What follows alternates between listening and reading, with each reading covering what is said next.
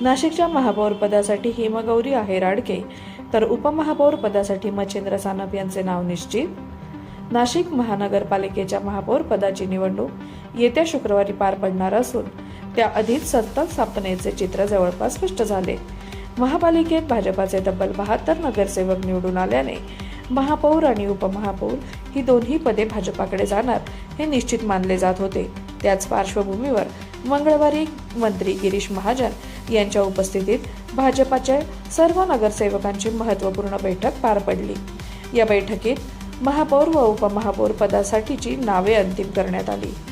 भाजपाकडून महापौर पदाची माळ आमदार राहुल आहेर यांच्या भगिनी आणि प्रभाग क्रमांक 7 मधून निवडून आलेल्या नगरसेविका हिमगौरी आहेर-आडके यांच्या गळ्यात पडली आहे.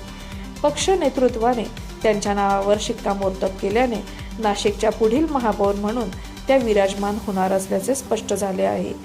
संघटनात्मक अनुभव, प्रशासनाची समज आणि स्थानिक पातळीवर सक्रिय कामगिरी लक्षात घेऊन त्यांची निवड करण्यात आल्याचे भाजप नेत्यांकडून सांगण्यात येत आहे. उपमहापौर पदासाठी भाजपाने माजी आमदार बाळासाहेब सानप यांचे पुत्र मच्छिंद्र सानप यांच्या नावाची घोषणा केली आहे.